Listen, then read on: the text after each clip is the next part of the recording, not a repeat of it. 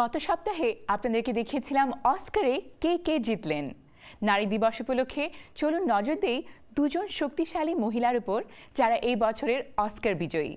শারমিন ওবায়দ, যিনি সেরা প্রামাণ্যচিত্র বানিয়ে অস্কার জিতেছেন, এবং মেরিল স্ট্রিপ, যিনি সেরা অভিনেত্রীর পুরস্কার পেয়েছেন। তাহলে দেখুন এই প্রতিবেদনটি। বিশ্বের বহু দেশের বহু এলাকায় মেয়েদেরকে পড়াশোনা করতে বারণ করা হয়। পুরুষের রাগ, অহংকার ও অশিক্ষার কারণে মেয়েদের গায়ে আজও অ্যাসিড নিক্ষেপ করা হয়। তা নিয়েই একটি প্রামাণ্যচিত্র বানিয়েছেন শারমিন ওবায়দ, সেভিং ফেস, আর জিতে নিয়েছেন এই বছরের সেরা প্রামাণ্যচিত্রের পুরস্কার। শারমিন ওবায়দ চিনয়, পাকিস্তানের প্রথম অস্কার বিজয়ী পরিচালিকা।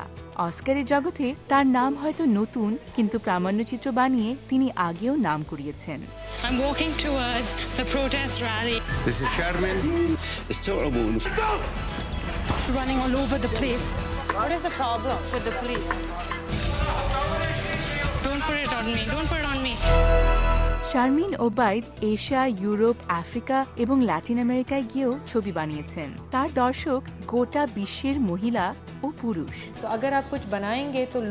যদি কেউ নাই দেখে, তাহলে ছবি বানিয়ে লাভ কি? কোনো সিনেমা হলে বা টিভি চ্যানেলে তা দেখানো হবে না। তাই আমি এমন দর্শকদের জন্য ছবি বানাই যারা তা দেখবে। শারমিন বলেন, তিনি আশাবাদী যে নতুন প্রজন্ম নিশ্চয়ই তাদের প্রতিভার সাহায্যে পৃথিবীর চেহারা বদলে দেবে। যদি আমরা মনে করি আমাদের ভবিষ্যৎ অন্ধকার, তাহলে আমরা পিছিয়ে যাব, হার মেনে নেব। সেটা আমরা করতে পারি না। আমাদেরকে জিততে হবে, তার জন্য কাজ করতে হবে, দেশের সমস্যা দূর করতে হবে। শুনছিলেন শারমিন ওবায়দের সঙ্গে কিছু কথা। এবারে আর একজন শক্তিশালী নারী, যিনি এবছর তৃতীয়বারের মতো সেরা অভিনেত্রীর অস্কার জিতে নিলেন, মেরিল স্ট্রিপ। মেরিল স্ট্রিপ হাতে সেরা অভিনেত্রীর অস্কার। আয়রন লেডিতে মার্গারেট থ্যাচারের শক্তিশালী ভূমিকায় শক্তিশালী অভিনয় করার জন্যই তিনি তা পেয়েছেন। I've done battle every single day of my life, and many men have underestimated me before.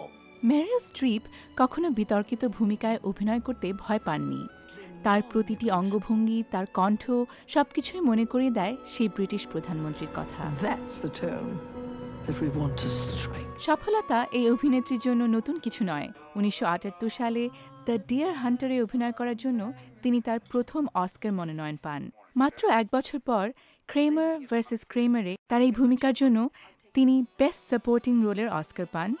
1982 সালে স্ট্রিপ আরও একটি অস্কার জিতে নিলেন, সেরা অভিনেত্রীর পুরস্কার। সোফিস চয়েসে তিনি এমন একটি মহিলার চরিত্রে অভিনয় করেন যে হলোকস্টের সবকিছু হারিয়েও বেঁচে যান। এটা আশ্চর্যকর কোনো ব্যাপার নয় যে মার্গারেট থ্যাচারের বলিষ্ঠ চরিত্রে অভিনয় করার জন্য স্ট্রিপকেই বেছে নেওয়া হয়, আর হাতে এসে যায় আরও একটি অস্কার। Valuable education